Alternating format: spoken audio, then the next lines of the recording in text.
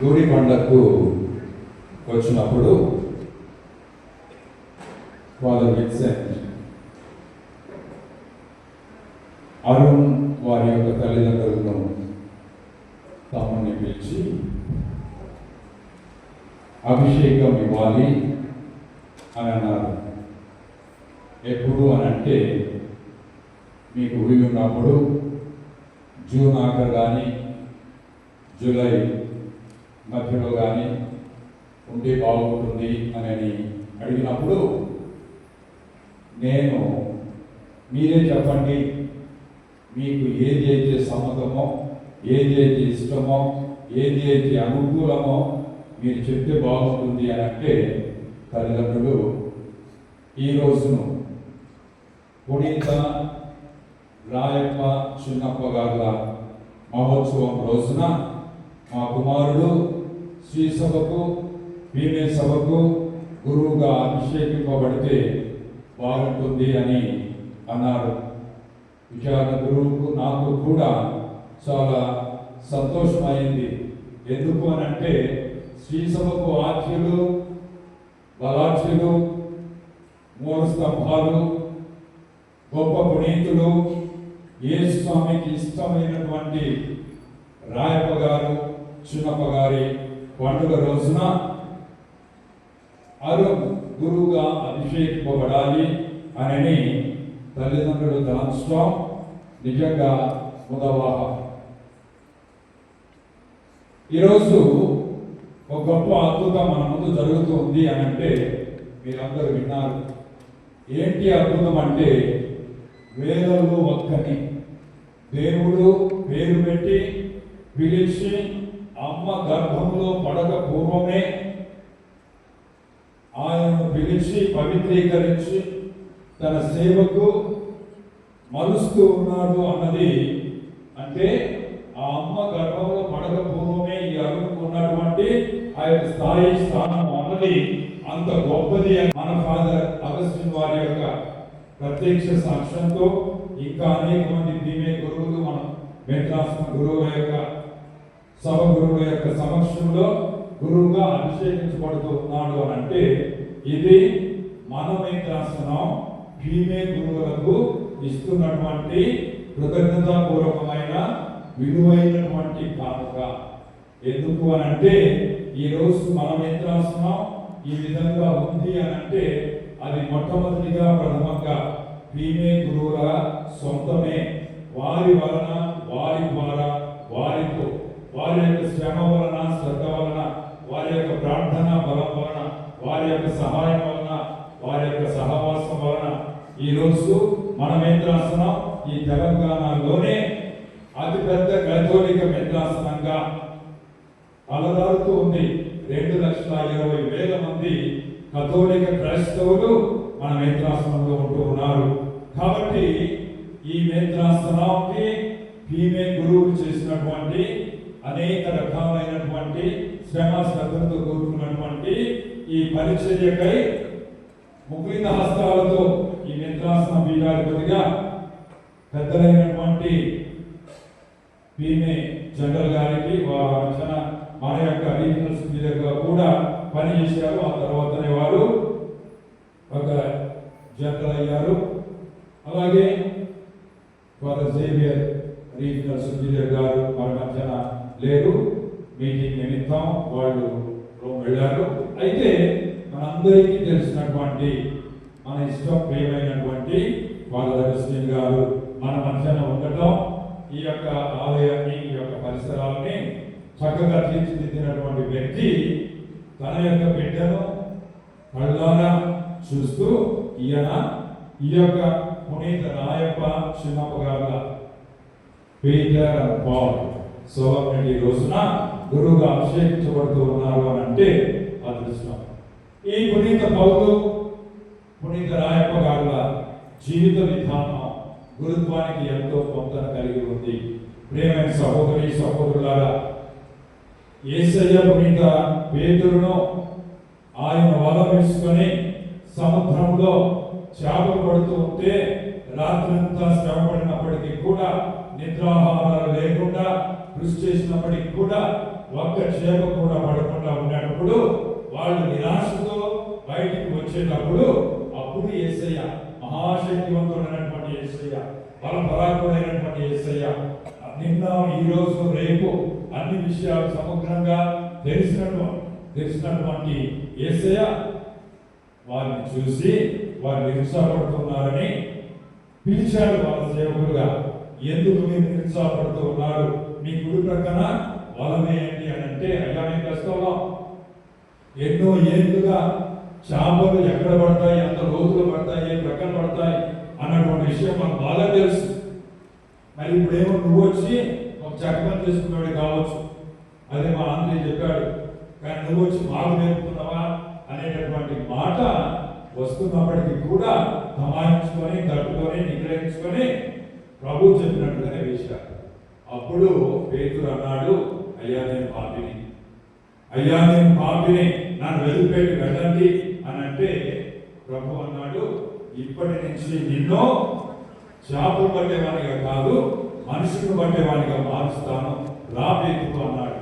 ప్రియమైన సహోదరి సహోదరులారా, ఇది మనకి ఏం చెప్తుంది అని అంటే, అభిషేకం పొందబోతున్నటువంటి వ్యక్తి ఆయన సంపూర్ణమైనటువంటి పవిత్రుడు కాకపోయినప్పటికీ కూడా దేవుడు మమ్మల్ని పిలుస్తూ ఉన్నారు. పేతురును ఏ విధంగా అయితే పరిమితంగా ఉన్నప్పటికీ కూడా ఆయన పిలిచారో ఆ విధంగానే అభిషేకం పొందబోయేటటువంటి అభిషేక్తులు కాబోయేటటువంటి ప్రతి అభ్యర్థిని ఆయా పరిమితాల నుంచి పాపాల నుంచి పిలుస్తూ ఉన్నాడు. అందుకనే మన యొక్క గతం దేవుని యొక్క సేవ మనం చేసేదానికి ఆటంకం కాదు.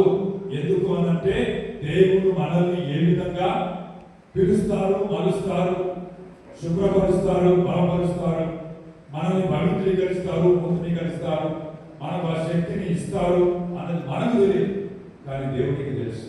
అందుకనే every Saint has got a background, every sinner has got a future. ప్రతి పునీతునికి గతం ఉంది, ప్రతి పాపికి భవిష్యత్తు ఉంది.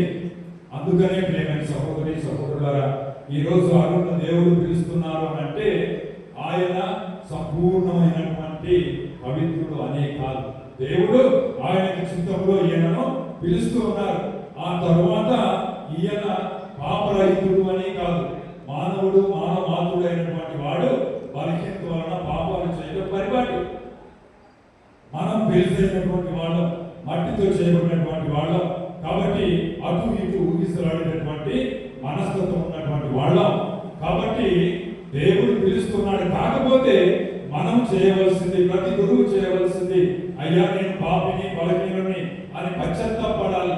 పశ్చాత్తాపడితే దేవుడు ఆ యొక్క మనిషి గురువు యొక్క పాపాలు క్షమించి మళ్ళీ అక్కడ చేర్చుకుంటారు. ఇది అందుకనే లూకా 5:8-10, లూకా 5వ అధ్యాయము 8వ వచనం 10వ వచనం వరకు మనం చదువుకుంటాం. అయ్యా నా నుంచి దూరంగా వెళ్ళిపో అని అంటే ఆయన అంటాడు, నేను ఇప్పటి నుంచి నిన్ను బలపరుస్తాను, భయపడగాదు, నీలో పాపాలు బలహీనతలు లేవని కాదు, ఉన్నప్పటికీ కూడా నేను నిన్ను అధికంగా వాడుకుంటాను అని చెప్పి ప్రభు చెప్తూ ఉన్నాడు. కనుక ప్రియమైన సహోదరి సహోదరులారా, ఈ రోజు అరుణకు దేవుడు ఇచ్చేటటువంటి అభయ హస్తం ఏంటి అని అంటే, భయపడగాదు బిడ్డ, ఏమనుకోలేదు వచ్చాడు. అప్పుడే సింహాసనం నుంచి ఇక్కడికి వచ్చాడు, చాలా సంతోషం.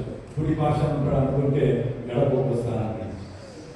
కాబట్టి అరుణ్ ఈరోజు దేవుడు పిలిచినటువంటిది ఏంటి అని అంటే, భయపడకు బిడ్డ, నేను నిన్ను మనుషులను పట్టేవాడుగా చేస్తాను అని చెప్పి. కనుక ప్రియమైన సహోదరి సహోదరులారా, ఇది ముఖ్యం.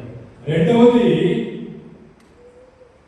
మత్తయి రాసిన సువార్త 14వ అధ్యాయం 28-31 వరకు దేవుడు యేసయ్య సముద్రం మీద నడుస్తూ ఉంటే భయపడకండి నేనే అని చెప్పి యేసు ప్రభు చెప్తే ఆయన పేతురు అన్నాడు, ప్రభువా నువ్వే అయితే నాకు ఆదేశించు, నేను నీటి మీద నడిచి నీ దగ్గరకు వస్తాను అని అన్నారు. అంటే రా పేతురు అన్నాడు.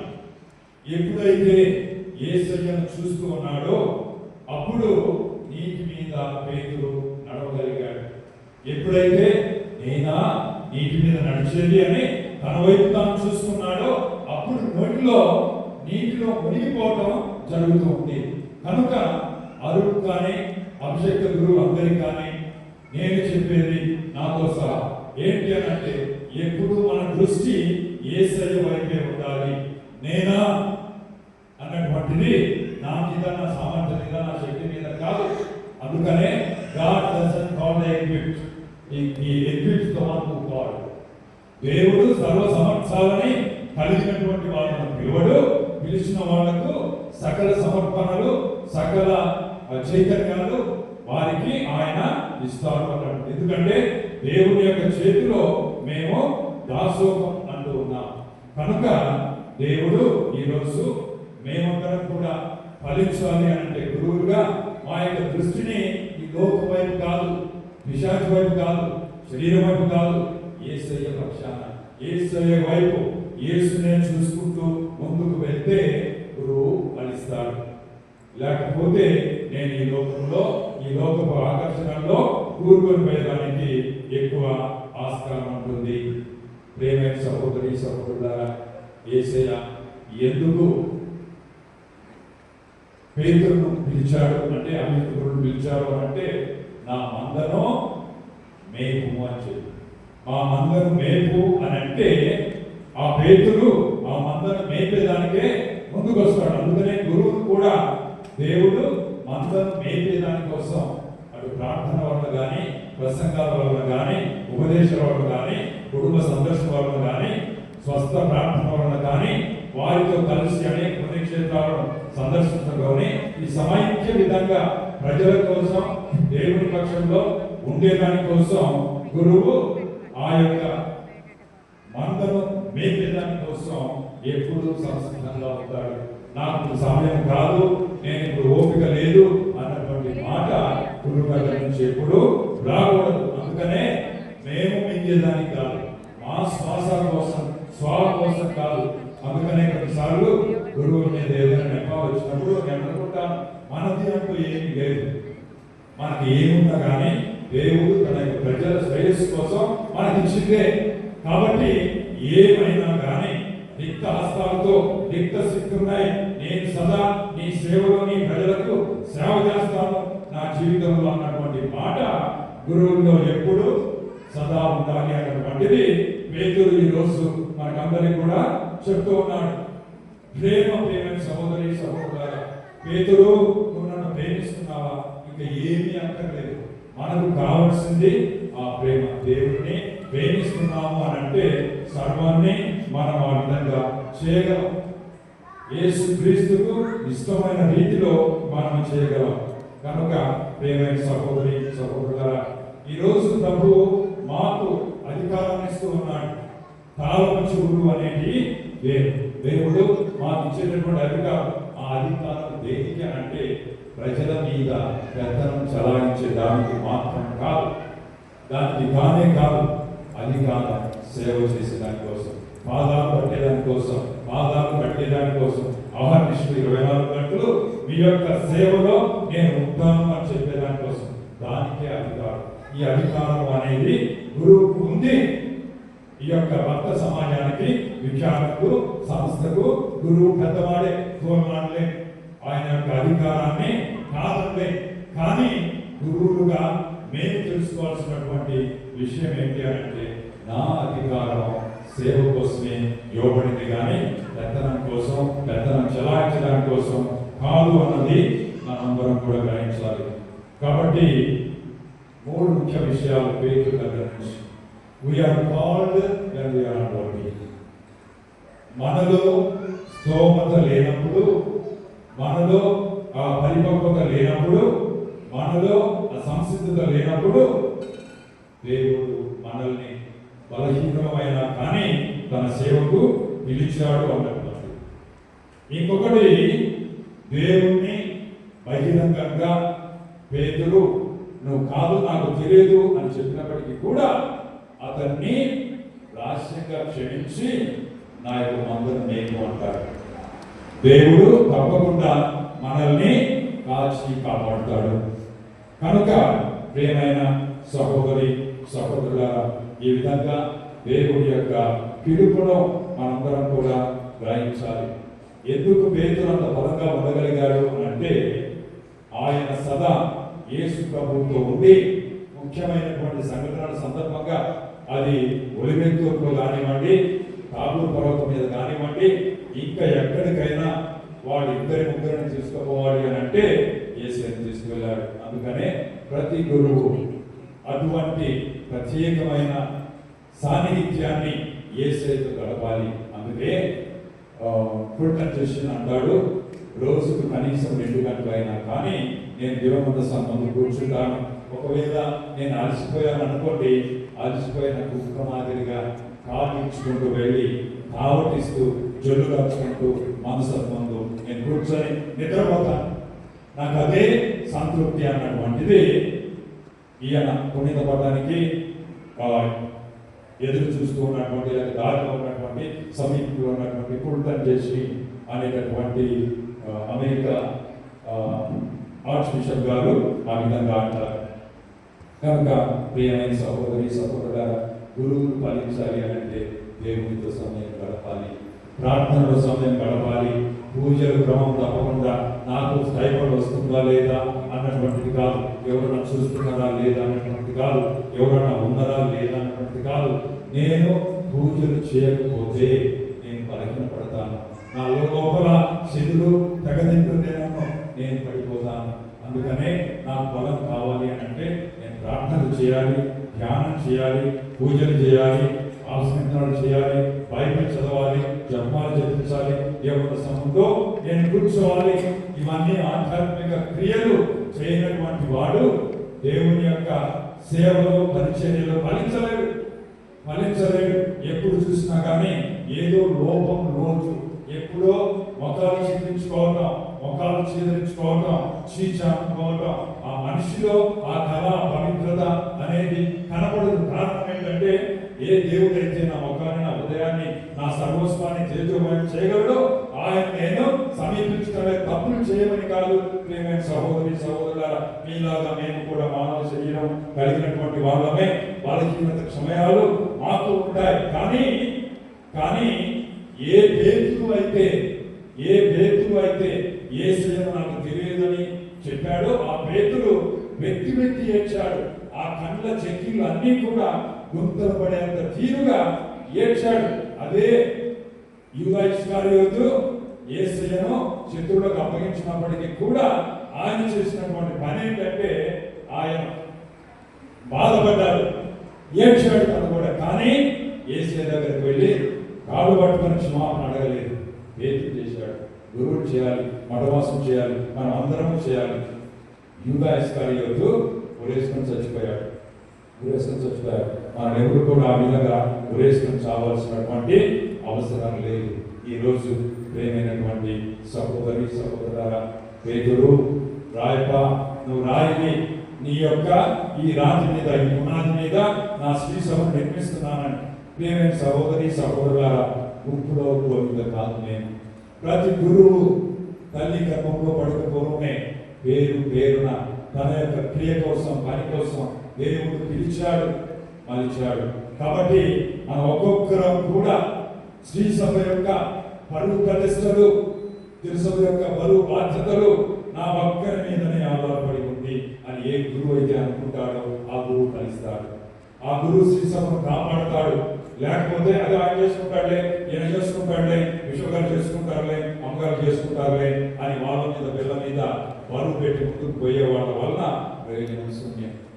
కనుక ప్రియమైనటువంటి సహోదరి సహోదరులారా, గురువులు అనేవాళ్ళు శ్రీ సభ యొక్క బరువు బాధ్యత, వాద్యమైనటువంటి బరువు బాధ్యత మా మీద ఉంది అని చెప్పి ఎప్పుడు కూడా మనం తలంచుకోవాలి.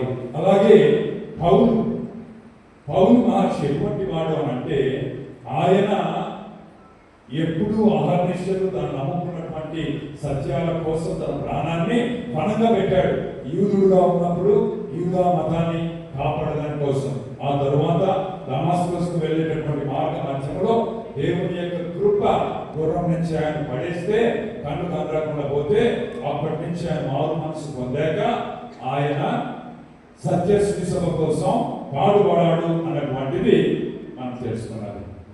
కనుక ప్రియమైన సహోదరి సహోదరులారా, పౌలు గారికి ఆయన యొక్క ధైర్యం, ఆయన ఎవరికి భయపడలేదు. నన్ను శిరచ్ఛేదనం చేస్తారా, జైల్లో వేస్తారా, నన్ను అవమానిస్తారా, నన్ను నిందిస్తారా, నాకేం భయం లేదు. నేను సత్య సువార్తను యేసు నామం కోసమై ప్రజల ముందు, పలువురి ముందు ప్రకటించాలి. ఇంకా వేరే మార్గం లేదు. ఈ రోజుల్లో మనకు అనేక రకాలైనటువంటి వేద హింసలు రావచ్చు, కానీ నేను నమ్ముకున్నటువంటి నా దేవునికి సాక్ష్యంగా నిలుస్తాను అని చెప్పే గురువులు మనకు కావాలి. వాళ్ళు అటువంటి వాడుగా ఉండాలి అని చెప్పి నేను కూడా కోరుకుంటున్నాను. ఆయన సత్య సువార్తను భూప్రపంచం అంతా ఆ రోజుల్లో తెలిసినటువంటి ప్రపంచాన్ని అంతా కూడా పునీత పౌలుడు కలయిదిరిగాడు, వారికి బోధించాడు. అలాగే ఈరోజు మేమే సౌలు చెందినటువంటి వాళ్ళు ఎక్కడెక్కడైతే సత్య సువార్త ప్రకటించబడలేదో అక్కడికి అంతా వెళ్ళి చీకటి అంతా కావచ్చు, అక్కడ వేదహింసలు రావచ్చు, ఇంకా ఏవైనా ఉండొచ్చు. ఈశానిగా ధైర్యంగా నేను నా యేసు యొక్క సత్య సువార్త కోసం భూదిగంతం వరకు వెళ్ళి అక్కడ సువార్తను బోధిస్తాను. గిరి తీసుకొని నా ఊరు, నా ఇల్లు, నా ప్రసన్నాలి అన్నటువంటి మాట కాదు. దేవుడు పిలుస్తున్నాడు అని అంటే ఎక్కడికైనా కానీ నేను సిద్ధమే అన్నటువంటి అదే దివ్య గురువులలో ఉన్నటువంటి ప్రత్యేకత ఏంటి అంటే ఎక్కడెక్కడైతే సత్య సువార్త బోధింపబడలేదో అక్కడికి వెళ్ళి, లేకపోతే ఈ రోజు మనం గిరి తీసుకొని నాకు ఈ ఊరు కావాలా, ఈ చదవాలి, ఈ ప్రాంతం కావాలా అనుకునే పరిస్థితుల్లో ఆ రోజుల్లో ఆలోచనలు ఎదుర్కొయ్యారు, భద్రాచలం ఎక్కడ వచ్చారు, ఇంకా దూరంగా ఎట్లా మన ఫాదర్ వెళ్ళగలిగారు, ఇంతమందికి అంతో ఇంతో డబ్బులు రాబట్టుకొని పీల్చుకొని తెప్పించుకొని చదివించగలిగారు.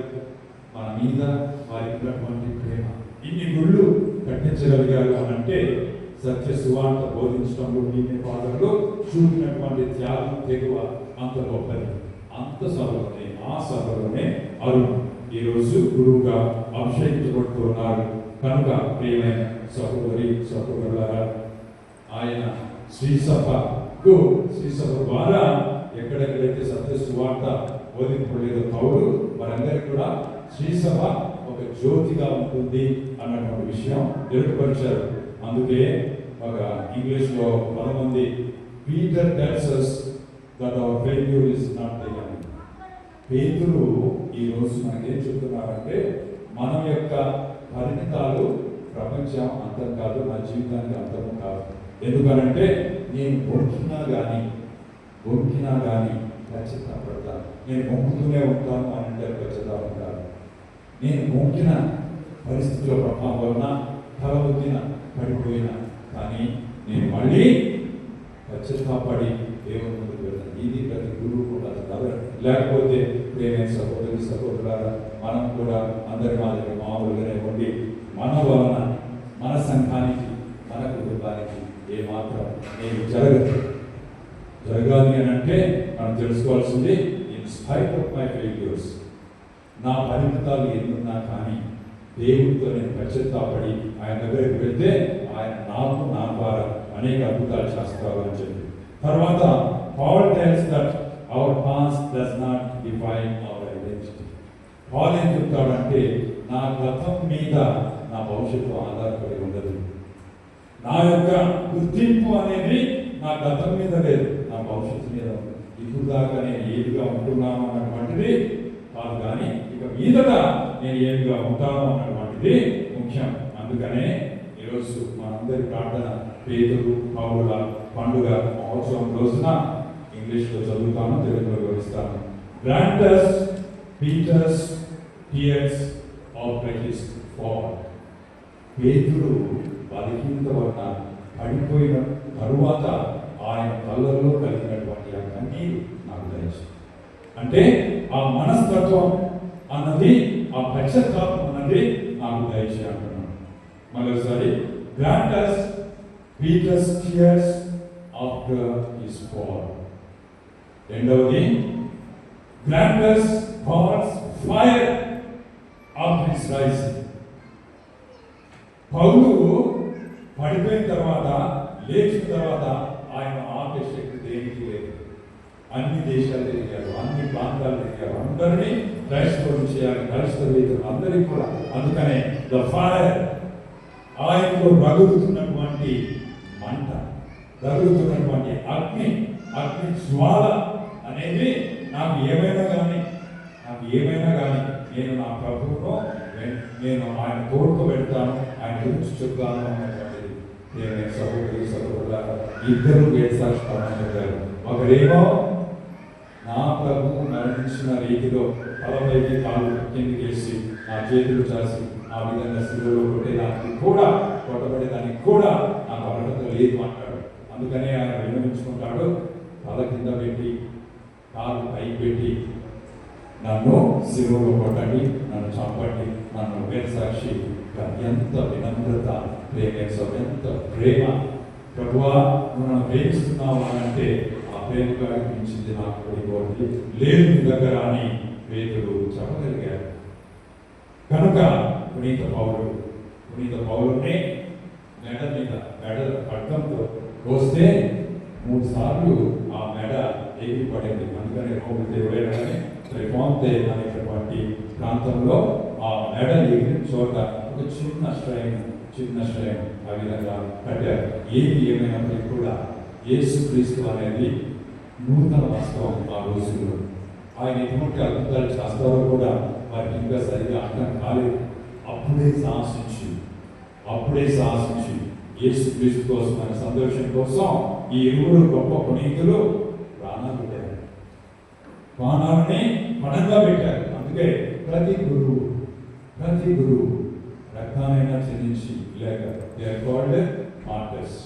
రెడ్ మార్టర్స్, వైట్ మార్టర్స్ అంటే తెలుగు వేద సాక్షులు అని అంటే మనకు వచ్చే కష్టాలు, మనకు వచ్చే బాధలు, మనకు వచ్చే వ్యాధులు, మనకు వచ్చే శోధనలు ఇవన్నీ కూడా భరించి జయించి మనము వేద సాక్షి మరణం పొందాలి అని. కనుక ప్రియమైన సహోదరులారా, ఈరోజు మన యొక్క ఊరు నుంచి మన బిడ్డ అరుణ్ ఈకన్గా ఉంటూ ఇప్పుడు ఆయన గురువుగా అభిషేకించబడుతూ ఉన్నాడు. కాబట్టి మనం అందరం కూడా ఆ అభిషేకిత గురువుని మనం అభినందిస్తూ వారి కోసం ప్రార్థన చేద్దాం. మంచి గురువుల కోసం మీరందరూ కూడా ప్రార్థన చేయాలి. ఏ విధంగా అయితే పౌలు జైల్లో వేయబడ్డప్పుడు భక్త సంఘం అంతా కూడా ఆయన కోసం, ఆయన క్షేమం కోసం ప్రార్థన చేసిందో, మీరు కూడా ఈరోజు తల్లిదండ్రులు మా గురువు పుత్రోత్సాహంతో నా బిడ్డ గురువు అవుతున్నాడు ఆనందం ఒకటైతే ఆ బిడ్డ రాణిస్తున్నాడు, ఆ బిడ్డను పలువురు ప్రశంసిస్తూ ఉన్నారు, ఆ బిడ్డ సత్యానికి సాక్ష్యం పలుకుతూ ఉన్నాడు, ఆ బిడ్డ లోకానికి వెలుగుగా భూమికి ఉప్పుగా ఉంటున్నాడు అని వినగలిగితే అప్పుడు ఆ తల్లిదండ్రులకు అంత ఆనందం. దానికి మీరు ఆ బిడ్డ నుంచి ఏమి ఆశించకూడదు. మీరు ఆ బిడ్డ కోసం ప్రార్థన చేయాలి. ఆయన ఎక్కడ ఉన్నా కానీ సత్య సువార్తకు సాక్ష్యం కలిగేటటువంటి అపోస్తలుడుగా ఉండాలి నా బిడ్డ అన్నటువంటి ప్రార్థన.